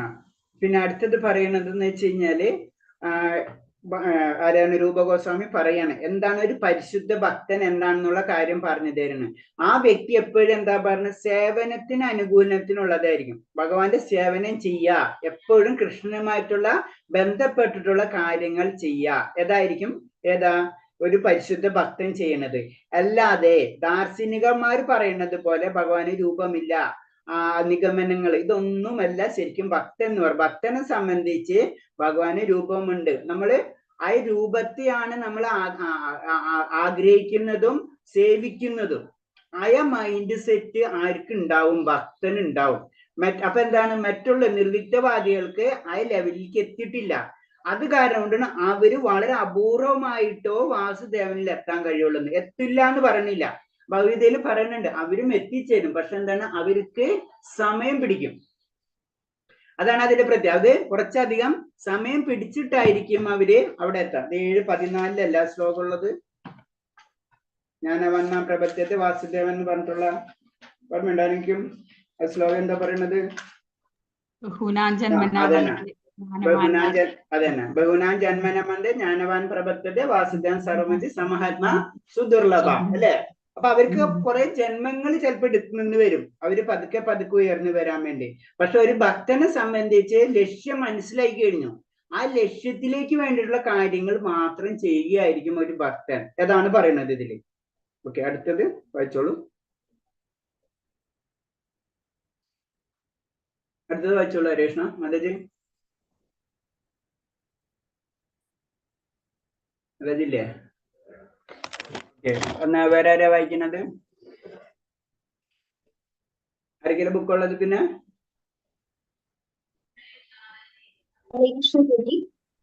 വായിച്ചോളൂ മതജി. അനുഷ്ഠാനപരമായ ചടങ്ങുകളെ കർമ്മമായി ചിലപ്പോൾ കരുതാറുണ്ട്. വേദങ്ങളിൽ വിരിച്ചിരിക്കുന്ന അനുഷ്ഠാനപരമായ ചടങ്ങുകളിൽ ആകൃഷ്ടമായ അനേകം ആളുകളുണ്ട്. എന്നാൽ കൃഷ്ണനെ മനസ്സിലാക്കാതെ ഇങ്ങനെ വെറുതെ ആകൃഷ്ടരാകാൻ അത് കൃഷ്ണാവബോധത്തിന് പ്രതികൂലമാണ്. വാസ്തവത്തിൽ കൃഷ്ണാവബോധം ശ്രവണ കീർത്തന സ്മരണകളിൽ അധിഷ്ഠിതമാണ്. ഇങ്ങനെ 9 മാർഗങ്ങൾ ശ്രീമദ് ഭാഗവതത്തിൽ വിവരിക്കുന്നുണ്ട്. ഇതിൽ നിന്നും ഭിന്നമായി ചെയ്യുന്നതൊന്നും കൃഷ്ണാവബോധത്തിന് പ്രതികൂലമായിരിക്കും. ഇങ്ങനെ എപ്പോഴും പതനത്തിനെതിരെ ഒരു കരുതലോടെ ഇരിക്കേണ്ടതാണ്. ഹരേഷ്ണ മാതാജി പറഞ്ഞത് ക്ലിയർ ആണുണ്ടായിരുന്നില്ല, കുഴപ്പമില്ല. സൗണ്ടിന്റെ എന്തെങ്കിലും പ്രോബ്ലം ഉണ്ടാവില്ലേ? സൗണ്ട് ക്ലിയർ ആവുന്നുണ്ടായിരുന്നില്ല. ഓക്കെ പ്രഭുജി പറയാന്നല്ലേ? ഇല്ല കുഴപ്പമില്ല. ഇനി ഇതെല്ലാം കഴിയാം, അതുകൊണ്ട് അടുത്തത് നോക്കാം മാതാജി. അപ്പൊ ഇതിൽ പറയുന്നത് ഇത്രേ ഉള്ളൂ. അനുഷ്ഠാനങ്ങളായ ചടങ്ങുകൾ കർമ്മമായി ചിലപ്പോൾ കരുതാറുണ്ട് അല്ലെ. കാരണം എന്ന് വെച്ച് കഴിഞ്ഞാൽ അത് ചില അനുഷ്ഠാനങ്ങൾ നമുക്ക് പറയാം, വേദങ്ങളില് പല കാര്യങ്ങൾ പറഞ്ഞിട്ടുണ്ട് അല്ലെ. അത് നമ്മള് ചടങ്ങ്, അതെന്താണ് കർമ്മം. ശരിക്കും അത് അങ്ങനെയല്ല പറയുന്നത്. വേദങ്ങൾ വിവരിച്ച അനുഷ്ഠാന ചടങ്ങുകൾ ആകൃഷ്ടരായ അനേകം ആളുകളുണ്ട്. മാതാജി ഒന്ന് മ്യൂട്ട് ചെയ്യോ ഹരേഷ്ണ? ഓക്കെ.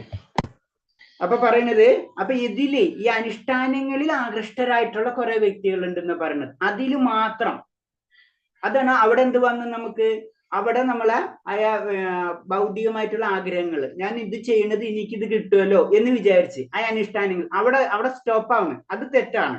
അതാണ് പറയുന്നത്, ആ ചടങ്ങിൽ ആകൃഷ്ടരായ അനേകം പേരുണ്ട്. എന്നാൽ കൃഷ്ണനെ മനസ്സിലാതെ ഇങ്ങനെ വെറുതെ ആകൃഷ്ടരായത് കൃഷ്ണബോധത്തിന് പ്രതികൂലമാണ്. നമ്മൾ ചില വ്യക്തികളുണ്ടല്ലോ, അതായത് ആ നിയമങ്ങളൊക്കെ പാലിക്കും, പക്ഷെ ആ സത്ത മനസ്സിലാക്കില്ല. നമ്മൾ എന്തിനാണ് ഇത് ചെയ്യണമെന്ന് അറിയില്ല. ഇത് പറഞ്ഞ് ഇത് ചെയ്യുന്നല്ലാണ്ട് അത് എന്തിനാണ്, അല്ലെങ്കിൽ അത് ചെയ്ത് എനിക്ക് എന്തെങ്കിലും കിട്ടും, അങ്ങനത്തെ രീതിയിൽ പ്രവർത്തിക്കും. അത് ശരിക്കും അങ്ങനെ ചെയ്യുമ്പോൾ തിരിച്ചും അത് പറയുന്നത് കൃഷ്ണാബോധത്തിന്റെ പ്രതികൂലമായിട്ടാണ് പറഞ്ഞത്. നമ്മൾ എന്തിനാണ് ചെയ്യുന്നതെന്ന് നമ്മൾ അത് ശരിക്കും മനസ്സിലാക്കി അതിനനുസരിച്ച് നമ്മൾ പ്രവർത്തിക്കണം. നമുക്ക് ഭൗതികമായിട്ടുള്ള കാര്യങ്ങളല്ല, നമ്മൾ പറഞ്ഞു പലപ്പോഴും. കാരണം ഭൗതികതയും ആത്മീയതയും രണ്ട് വഴിയാണ്. അപ്പൊ നമ്മൾ തെറ്റിതിരിഞ്ഞ് ഇതിലേക്ക് പോയി കഴിഞ്ഞാൽ ഇവിടേക്ക് പോകാനുള്ള ഇത് ബുദ്ധിമുട്ടായിരിക്കും നമുക്ക്, കൃഷ്ണാബോധത്തിലേക്ക്. വാസ്തവത്തിൽ കൃഷ്ണാവബോധം ശ്രവണ കീർത്തന സ്മരണാദികൾ അധിഷ്ഠിതമാണ്. അത് നമുക്കറിയാം. ഈ 3 കാര്യങ്ങളാണ് കൃഷ്ണബോധത്തിലെ ഏറ്റവും ശ്രവിക്കുക, സ്മരിക്കുക, കീർത്തിക്കുക. അതേപോലെ തന്നെ നമ്മളെ 9 മാർഗങ്ങൾ നമുക്കറിയാം. ഇതിൽ നിന്ന് ഭിന്നമായി ചെയ്യുന്നത് എന്തും കൃഷ്ണബോധത്തിന് പ്രതികൂലമായിരിക്കും. അപ്പൊ നമ്മൾ നവവിധ ഭക്തിയിലൂടെ ആ ഭക്തിയാണ് നമ്മൾ പരിശീലിക്കേണ്ടത്, അല്ലാണ്ട് അനുഷ്ഠാനങ്ങളല്ല. അനുഷ്ഠാനങ്ങൾ വേണം. എവിടെ വരും? നമ്മ ഭക്തിയിലേക്ക് കടക്കുന്നത് വരെ നമുക്ക് അനുഷ്ഠാനങ്ങൾ വേണം, തീർച്ചയായിട്ടും വേണം. അതിന്റെ അർത്ഥം അതിൽ തന്നെ പിടിച്ചു നിന്ന് കഴിഞ്ഞാൽ അത് നമ്മളെ തിരിച്ച് പ്രതികൂലമായിട്ട് നമ്മളെ ബാധിച്ചിരിക്കും എന്നാ പറയുന്നത്. വായിച്ചോളൂ, അടുത്ത് വായിച്ചോളൂ. ഹരേ കൃഷ്ണ. കൃഷ്ണ. ഭക്തിയെ നിർവചിക്കുന്ന കൂട്ടത്തിൽ ശ്രീല രൂപ ഗോസ്വാമി ജ്ഞാന കർമാദി എന്ന പദം പ്രയോഗിച്ചിട്ടുണ്ട്. യഥാർത്ഥമായ ഭക്തിയുക്ത സേവനത്തിനു സഹായകമല്ലാത്ത പ്രവർത്തനങ്ങൾ കൂടി ചേർന്നതാണ് ഈ കർമാദി. ഫലേച്ഛയോടെയുള്ള കർമ്മങ്ങൾ. പരിത്യാഗത്തിന്റെ പേരിൽ അറിയപ്പെടുന്ന പല പ്രവൃത്തികളും കൃഷ്ണാബോധത്തോടെ കൂടിയുള്ള ഭക്തിയുക്ത സേവനത്തിനെ പ്രതികൂലമായി ബാധിക്കുന്നവയാണ്. ഓക്കെ, പ്രതികൂലമായി ബാധിക്കുന്നവയാണ്. ഓക്കെ, ഹരേഷ്ണ. അപ്പൊ ഇതിൽ പറയുന്നത് എന്താണ്? നമ്മള് ചെയ്യേണ്ടതാണ്. ഭക്തി നിർവചിക്കുന്ന കൂട്ടത്തിൽ ശ്രീല ഗുരുഗോസ്വാമി ജ്ഞാന കർമാദി എന്ന പദം പ്രയോഗിച്ചിട്ടുണ്ട്. യഥാർത്ഥ ഭക്തിയുക്ത സേവനത്തിന് സഹായകരമല്ലാത്ത പ്രവർത്തനങ്ങൾ കൂടിച്ചേർന്നതാണ് ഈ കർമാദി, ഫലേച്ഛയുള്ള കർമ്മങ്ങൾ. നമ്മൾ എന്തൊരു കാര്യം ചെയ്യുമ്പോൾ അതിൽ നിന്ന് പ്രതീക്ഷിക്കരുത്. ഒരു കർമ്മം ചെയ്യുമ്പോൾ, ഭഗവാന്റെ കാര്യങ്ങൾ ചെയ്യുമ്പോൾ അതിൽ നിന്നൊന്നും പ്രതീക്ഷിക്കരുത് പ്രത്യേകിച്ച്. അതാണ് പറഞ്ഞത്. അങ്ങനെ ചെയ്യുമ്പോൾ ആ പരിത്യാഗത്തിന് പേര് അറിയപ്പെടുന്ന പല പ്രയോജനം കൃഷ്ണബോധ ഭക്തിയുക്ത സേവനത്തെ പ്രതികൂലമാണ് ബാധിക്കുന്നത്. അതിന് നമ്മൾ ഈ ശ്ലോകം നമുക്ക് പഠിക്കാനുണ്ട്. അന്യഭിലാഷത ശൂന്യം ജ്ഞാനകർമാദി അനാവൃതം അനുകൂലേന കൃഷ്ണാനുശീലനം ഭക്തിരുത്തമ എന്ന് പറയുന്നത്. അതായത് നമ്മൾ ഒന്നും പ്രതീക്ഷിക്കാതെ ആയിരിക്കണം ഭഗവാന്റെ കാര്യങ്ങൾ ചെയ്യേണ്ടത്. പിന്നെന്താണ്? അനുകൂലന കൃഷ്ണാനുശീലനം, അതായത് ഭക്തിയിലേക്ക് വരേണ്ട കാര്യങ്ങൾ നമ്മൾ ചെയ്യാൻ വേണം. 2 കാര്യങ്ങളാണ് നമ്മൾ ചെയ്യുമ്പോൾ അതിൽ നിന്നും പ്രതീക്ഷിക്കാതിരിക്കുക, ഭക്തിയിൽ നിന്ന് നമ്മൊന്നും പ്രതീക്ഷിക്കാതിരിക്കുക. പിന്നെ ഭക്തിക്ക് വേണ്ടി നമ്മൾ എന്തൊക്കെ ചെയ്യാൻ പറ്റുന്ന അതൊക്കെ നമ്മൾ ചെയ്യാം. ഇതാണ് പറഞ്ഞത്. ഈ ശ്ലോകം തന്നെയുണ്ട്, പഠിക്കാനുണ്ടെന്ന് തോന്നുന്നു എനിക്ക്. ഓക്കെ, അടുത്തത് വായിച്ചോളൂ. ഹരേ കൃഷ്ണ. നാരദ പഞ്ചരാത്രയിൽ നിന്ന് ശ്രീല രൂപ ഗോസ്വാമി ഒരു നിർവചനം ഉദ്ധരിക്കുന്നുണ്ട്. ഭക്തൻ ഭൗതിക പദവികളിൽ നിന്നെല്ലാം മുക്തനാകണം. അതുപോലെ കൃഷ്ണാബോധത്തിൽ ഭൗതിക മാലിന്യങ്ങളെല്ലാം അകറ്റി ശുദ്ധനാകണം. ഇന്ദ്രിയങ്ങളുടെ എല്ലാം നാഥനെ സേവിക്കുന്നതിൽ സ്വന്തം ഇന്ദ്രിയങ്ങളെ നിയോഗിക്കാൻ കഴിയും മട്ടിൽ തന്റെ ശരിയായ വ്യക്തിത്വം വീണ്ടെടുക്കണം. ഇങ്ങനെ ഇന്ദ്രിയങ്ങളുടെ എല്ലാം നിയന്താവിനെ സേവിക്കുന്നതിൽ നമ്മുടെ ഇന്ദ്രിയങ്ങൾ നിരതമാകുന്ന അവസ്ഥയാണ് ഭക്തിയുക്ത സേവനം എന്നറിയപ്പെടുന്നത്. നമ്മുടെ ബന്ധാവസ്ഥയിൽ ഇന്ദ്രിയങ്ങളെല്ലാം ശാരീരിക ആവശ്യങ്ങളെയാണ് സേവിക്കുന്നത്. അതേ ഇന്ദ്രിയങ്ങൾ കൃഷ്ണന്റെ ആജ്ഞകൾ നടപ്പിലാക്കുന്നതിൽ നിരതമാകുമ്പോഴുള്ള നമ്മുടെ പ്രവൃത്തികളെയാണ് ഭക്തി എന്ന് വിളിക്കുന്നത്. ഹരേ കൃഷ്ണ. ഹരേ കൃഷ്ണ. അപ്പൊ ഭക്തി എന്ന് പറയുന്നതിന്റെ ഒരു ഡെഫിനേഷൻ, ഒരു നിർവചനാണ് പറഞ്ഞിട്ടുള്ളത് അല്ലെ. അപ്പൊ നാരദ അത് ഏതിനെ സപ്പോർട്ട് ചെയ്യുന്ന ശ്രീ രൂപഗോസ്വാമി നാരദ പഞ്ചരാത്രത്തിൽ നിന്നാണ് പറയുന്നത്. അപ്പൊ നമ്മളൊരു ഭക്തന്റെ പദവികളിൽ നിന്നെല്ലാം ഒരു ഭക്തൻ എന്ന് പറയുമ്പോൾ ഭൗതിക പദവികളിൽ നിന്നെല്ലാം മുക്തനായിരിക്കണം. അവിടെ എത്തുമ്പോഴാ നമ്മൾ ഭക്തൻ എന്ന് പറയാം. അതാണ് നമ്മൾ മുക്തിക്ക് ശേഷമാണ് ഭക്തി തുടങ്ങുന്നത് പറയുന്നത്. അപ്പൊ അതിന് നമ്മൾ എപ്പോഴും പറയാം, നമ്മളെല്ലാവരും ഭക്തി പ്രാക്ടീസ് ചെയ്തുകൊണ്ടിരിക്കുന്നു പറയുന്നതിന്റെ കാരണം അതാണ്. കാരണം നീ കൃഷ്ണാവബോധത്തിൽ ഭൗതിക മാലിന്യങ്ങളെല്ലാം അകറ്റി ശുദ്ധനാകണം. ഭൗതിക മാലിന്യങ്ങൾ, ഭൗതികത തന്നെ നമ്മളെ ശരീരമല്ല നമ്മളെന്നുള്ള ചിന്താഗതി ആദ്യം തന്നെ നമ്മളിലേക്ക് കൊണ്ടുവരണം. അപ്പൊ ഇന്ദ്രിയങ്ങളുടെ എല്ലാം നാഥനെ സേവിക്കുന്നതിൽ സ്വന്തം ഇന്ദ്രിയങ്ങൾ നിയോഗിക്കണം. അത് നമുക്കറിയാം. നമ്മള് ഇന്ദ്രിയങ്ങൾ ഋഷികേശൻ അല്ലെ, ഇന്ദ്രിയങ്ങളുടെ നാഥൻ. ആ ഇന്ദ്രിയങ്ങളെ നാഥനെ സേവിക്കുന്നതിന് വേണ്ടിയാണ് നമ്മൾ ഉപയോഗിക്കേണ്ടത്. അങ്ങനെ വരുമ്പോൾ എന്താണ്? നമ്മൾ അറിയാതെ തന്നെ നമ്മൾ ഭഗവാനിലേക്ക് അടുക്കും. അതാണ് പറഞ്ഞത്. അപ്പൊ ഭക്തിയുത സേവനം, അപ്പൊ നീ എന്നെ സേവിക്കുന്ന ഇന്ദ്രിയങ്ങളെ നിരന്തരാകുന്ന അവസ്ഥയാണ് ഭക്തിയുത സേവനം എന്ന് പറയുന്നത്. അപ്പൊ ഭക്തിയുത സേവനം എന്ന് പറയുമ്പോൾ അതിന് നിർവചനം എന്ന് പറയുമ്പോൾ വളരെ സിമ്പിൾ ആണ്. നമ്മുടെ ഇന്ദ്രിയങ്ങളെ നമ്മൾ ഭഗവാന് വേണ്ടിയിട്ട് ഉപയോഗിക്കുക. അങ്ങനെ വരുമ്പോൾ ഭഗവാന്റെ സന്തോഷത്തിന് വേണ്ടി ഉപയോഗിക്കുമ്പോൾ ആയ പ്രവൃത്തിയാണ് ശരിക്കും ഭക്തിയുത സേവനം എന്ന് പറയുന്നത്. നമ്മുടെ ബദ്ധാവസ്ഥയിൽ ഇന്ദ്രിയങ്ങളെല്ലാം ശാരീര ആവശ്യങ്ങൾക്കാണ് ചെലവാക്കുന്നത്. ബദ്ധാവസ്ഥ നമ്മൾ ഭൗതികതയിൽ നിലനിൽക്കുന്നിടത്തോളം കാലം നമ്മളെ ചിന്താഗതി എപ്പോഴെന്തായിരിക്കും? നമുക്ക് വേണ്ടി, നമ്മുടെ ഇന്ദ്രിയങ്ങൾ നമുക്ക് വേണ്ടി ഉപയോഗിക്കണം എന്നാണ് നമ്മളെ ചിന്താഗതി ഉണ്ടാവുക. അതല്ല, ഈ ഇന്ദ്രിയം കൃഷ്ണന്റെ ആജ്ഞകൾ നടപ്പാക്കുന്നതിൽ നിരന്തരമാകുമ്പോഴുള്ള നമ്മുടെ പ്രവൃത്തിയാണ് ഭക്തി എന്ന് വിളിക്കുന്നത്. അപ്പൊ ഭക്തി എന്ന് പറയുമ്പോൾ ശരിക്കും ഒന്നും കൂടെ അതിനെപ്പറ്റി പറയാണ്. ഭക്തി എന്ന് പറയുമ്പോൾ നമ്മളെ ഇന്ദ്രിയങ്ങളെ ഭഗവാന്റെ ആജ്ഞകൾ നടക്കുന്നതിന് വേണ്ടി ഉപയോഗിക്കുക. ആ പ്രവൃത്തിയാണ് ശരിക്കും ഭക്തി എന്ന് പറയുന്നത്. ഓക്കെ, ഹരേഷ്, അടുത്ത വായിക്കാം. ഹരേ കൃഷ്ണ. ഏതെങ്കിലും കുടുംബത്തിന്റെയോ സമൂഹത്തിന്റെയോ വ്യക്തികളുടെയോ തന്നെ നിലയുമായി താദാത്മ്യം പ്രാപിക്കുമ്പോൾ ഒരാൾ പദവികൾ കൊണ്ട് മൂടപ്പെട്ടിരിക്കുന്നു എന്ന് പറയാം. എന്നാൽ താൻ ഏതെങ്കിലും കുടുംബത്തിന്റെയോ സമൂഹത്തിന്റെയോ രാജ്യത്തിന്റെയോ വകയല്ലെന്നും എന്നാൽ നിത്യമായി കൃഷ്ണന് മാത്രമാണ് തനിക്ക് ബന്ധമെന്നും അറിയുമ്പോൾ തന്റെ ഊർജം ഉപയോഗിക്കേണ്ടത് കുടുംബം, സമൂഹം എന്നൊക്കെ പറയപ്പെടുന്നവയ്ക്ക് വേണ്ടിയായിരിക്കണമെന്ന് അയാൾക്ക് ബോധ്യം വരുന്നു. ഇതാണ് ലക്ഷ്യത്തിന്റെ വിശുദ്ധി. ഇതാണ് കൃഷ്ണാവബോധത്തിലെ പരിശുദ്ധമായ ഭക്തി സേവനമാണ്. ഹരേ കൃഷ്ണ. ഇപ്പൊ ഇതില് പറയണത് എന്ന് വെച്ച് കഴിഞ്ഞാൽ ശരിക്കും പറഞ്ഞാൽ നമ്മൾ കുടുംബത്തിന്റെയോ സമൂഹത്തിന്റെ പാർട്ടല്ല. അതിൻ്റെ അതാ പറഞ്ഞു, ഏതെങ്കിലും കുടുംബത്തിന്റെ സമൂഹത്തിന്റെ വ്യക്തിയുടെ തന്നെ നിലയിലുള്ള താതാത്മ്യം പ്രാപിക്കുന്ന ഒരാൾ പദവികൾ കൊണ്ട് മൂടപ്പെട്ടിരിക്കും. അച്ഛൻ, അമ്മ, ചേട്ടൻ, ചേച്ചി, ബന്ധു, അമ്മായി, അങ്ങനെ പറയുന്നതുണ്ടല്ലോ. അപ്പൊ നമ്മൾ ഇൻഡയറക്റ്റ് ആയിട്ട് പദവികളാണ് നമ്മുടെ ഇതെല്ലാതും. അതാണ് അതിൽ പറഞ്ഞത്. എന്നാൽ താൻ ഏതെങ്കിലും കുടുംബത്തിന്റെയോ സമൂഹത്തിന്റെയോ രാജ്യത്തിന്റെ വകയില്ലെന്നും എന്നാൽ നിത്യമായി കൃഷ്ണനുമായി മാത്രമാണ് തനിക്ക് ബന്ധമുള്ളതെന്ന് അറിയുമ്പോൾ തന്റെ ഊർജം ഉപയോഗിക്കേണ്ടത് കുടുംബസമയം എന്നൊക്കെ പറയാൻ വേണ്ടിയായിരിക്കണമെന്ന് അയാൾക്ക് ബോധ്യം വരുന്നു. അതായത് അതിൽ പറയുന്നത് നമ്മള് ചെറിയൊരു ഇതുണ്ട്. കാരണം എന്ന് വെച്ചാൽ നമുക്ക് ബന്ധം എന്ന് പറഞ്ഞത് ഭഗവാന് വേണ്ടി, ഭഗവാനായിട്ടാണ്, ഭഗവാന്റെ നിത്യദാസനാണ് നമ്മൾ, അല്ലെ? അപ്പൊ ബന്ധം എന്ന് പറഞ്ഞത് നമുക്ക് ഭഗവാനായിട്ടാണ്. അത് നമ്മൾ ഇന്നലെ പറഞ്ഞത് ഏതാണ്? മാധവസേവ, മാനവസേവ. മാധവനെയാണ് സേവിക്കേണ്ടത്. അത് അൾട്ടിമേറ്റ് ആയിട്ട് മാധവ സേവയിലേക്ക് വരും. അപ്പൊ അതിന് പറഞ്ഞത് അവൻ വേണ്ടി കുടുംബസേവ എന്നൊക്കെ പറയപ്പെടുന്ന വേണ്ടിയായിരിക്കുന്ന അയാൾക്ക് ബോധ്യം വരുന്നു. അപ്പൊ ഭഗവാനെ സേവിക്കുന്നതിലൂടെയും മറ്റുള്ളവരെല്ലാവരും നമ്മൾ സേവിക്കുകയാണ് ചെയ്യുന്നത്. ഭഗവാനെയാണ് സേവിക്കേണ്ടത്. അതാണ് ഇത് പറഞ്ഞത്. അല്ലെങ്കിലോ നമ്മൾ ഈ ഭൗതിക ലോകത്തിൽ നമ്മൾ പല പദവികൾ നമ്മൾ വഹിക്കുന്നുണ്ട്. പക്ഷെ അതല്ല സത്യം. നമുക്ക് ഒരു പദവിയുള്ളൂ, ഭഗവാന്റെ നിത്യദാസത്വം. അതാണ് നമ്മൾ സ്വീകരിക്കേണ്ടത്. അത് ചെയ്യുന്നതോടുകൂടി നമ്മൾ സമൂഹത്തിന് വേണ്ടി കാര്യങ്ങൾ നമ്മൾ ചെയ്തുകൊണ്ടിരിക്കുകയാണ്. ഇതാണ് ലക്ഷ്യത്തിന്റെ വിശുദ്ധി. ഇതാണ് കൃഷ്ണപാദത്തിന്റെ പരിശുദ്ധമായ ഭക്തിയുത സേവനത്തിന്റെ വിധാനം. അതായത് സിമ്പിൾ ആയിട്ട് പറഞ്ഞ് തിരിച്ചിടരുത്. മാധവസേവ, മാനവസേന അല്ല, മാനവസേവ അല്ല ഇത് മാധവസേവ. നമ്മൾ അച്ഛനാണ്, ഞാൻ അച്ഛന്റെ ഡ്യൂട്ടി ചെയ്യുന്നത്, അത് ഭഗവാന്റെ സേവനം ചെയ്യുന്നത് പോലെ തുല്യാണ്. അതല്ല, അതാണ് പറഞ്ഞത്. ഞാൻ ഭഗവാന്റെ ഡ്യൂട്ടി ചെയ്യുമ്പോ ഞാൻ ചെയ്യുന്നത്, ഞാൻ എന്നെ ഭഗവാനെ പറ്റി മറ്റുള്ള കാര്യങ്ങൾ അറിയുമ്പോ അത് എല്ലാവർക്കും സന്തോഷം ഉണ്ടാവും. അതാണ് നമ്മൾ ചെയ്യേണ്ടത്. അതാണ് പറഞ്ഞു വരുന്നത്. ബാക്കിയൊക്കെ നമ്മൾ ശരീരമായിട്ട് ചില കാര്യങ്ങൾ ചെയ്യണം, അത് വേറെ കാര്യം.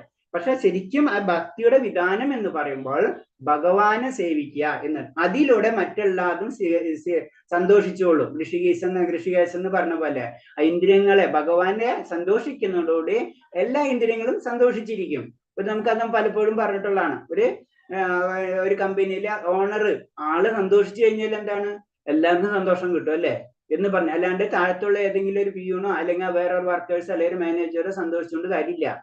സന്തോഷിക്കേണ്ട ആരാണ്? ആ കമ്പനിയുടെ ഓണറാണ് സന്തോഷിക്കേണ്ടത്, അല്ലെ? ഓണർ സന്തോഷിച്ചാൽ എന്താണ്? ഓണർ എപ്പോഴും സന്തോഷിക്കുക പ്രോഫിറ്റ് കിട്ടുമ്പോഴായിരിക്കും, അല്ലെ? പ്രോഫിറ്റ് കിട്ടി കഴിഞ്ഞാൽ ഓട്ടോമാറ്റിക് ഓണർ എന്ത് ചെയ്യും? ഓട്ടോമാറ്റിക്കായിട്ട് മറ്റുള്ളവർക്ക് ഡിസ്ട്രിബ്യൂട്ട് ചെയ്യും, പാർഷ്യലെങ്കിലും കുറച്ചെങ്കിലും കിട്ടും. അപ്പൊ എന്തായാലും സന്തോഷം, ആ ഓണർ സന്തോഷിക്കുന്നതുകൊണ്ട് മറ്റുള്ളൂ. ഇത് തന്നെയാണ് ഭക്തിയുത സേവനത്തിലും ഭഗവാന് സന്തോഷിക്കുക എന്നതാണ് നമ്മുടെ ഡ്യൂട്ടി. ഒരു കമ്പനിയിൽ വർക്ക് ചെയ്യുമ്പോൾ അൾട്ടിമേറ്റ് ഡ്യൂട്ടി എന്താണ്? കമ്പനിയുടെ ഡെവലപ്മെന്റ് ആണ്, അല്ലെ? എന്നത് പറഞ്ഞ പോലെയാണ് നമ്മൾ ഭക്തിയിൽ വരുമ്പോ നമ്മുടെ ഇന്ദ്രിയങ്ങൾ മുഴുവനും ഉപയോഗിക്കേണ്ടത് ഭഗവാന്റെ സന്തോഷം. അത് ഭഗവാൻ സന്തോഷിക്കുന്നതോടുകൂടി ബാക്കി എല്ലാവരും സന്തോഷത്തിലേക്ക് കടന്നു. അതാണ് ഭക്തിയുത സേവനത്തിന്റെ വിധാനം എന്ന് പറയുന്നത്. ഹരേ കൃഷ്ണ. ഇപ്പൊ കഴിഞ്ഞു, ഇതിന്റെ മുഖം കഴിഞ്ഞു. ഇതിൽ എന്തെങ്കിലും സംശയം ഉണ്ടെങ്കിൽ ചോദിക്കാം. ഹരേ കൃഷ്ണ. പ്രവീൺ പ്രഭു എന്തോ ചോദിക്കാണ് ഇങ്ങനെ വന്നല്ല. ഹരേ കൃഷ്ണ. പ്രവീൺ പ്രഭു ഇല്ലേ? ഹരേ കൃഷ്ണ. ഹരേ കൃഷ്ണ. മറ്റേ ചോദ്യം തന്നതില്ലേ കുറെയൊക്കെ നമുക്ക് എഴുതാൻ പറ്റാത്ത, ഉത്തരം കണ്ടുപിടിക്കാൻ പറ്റാത്ത കുറെ ചോദ്യങ്ങളൊക്കെ ഉണ്ട് അതിനകത്ത്. അപ്പൊ അതിന് പകരം നമ്മൾ ബുക്ക് കറക്റ്റ് ആയിട്ട് റെഫറൻസ് ചെയ്ത് വായിക്കണം. 2-3 പ്രാവശ്യമെങ്കിലും വായിച്ചു കഴിഞ്ഞാലേ നമുക്ക് അത് ആൻസർ ചെയ്യാൻ പറ്റുള്ളൂ. അത് കഴിഞ്ഞിട്ട് പിന്നെ ലൈവ് ഇട്ടില്ലേ? Okay, sorry. അത് കഴിഞ്ഞിട്ട് പിന്നെ ആൻസർ ചെയ്യാൻ പറ്റാൻ നിങ്ങൾ ആദ്യം ഡിസ്കഷൻ ഗ്രൂപ്പിൽ ചെയ്തതിന് ശേഷം പിന്നെ നമുക്ക്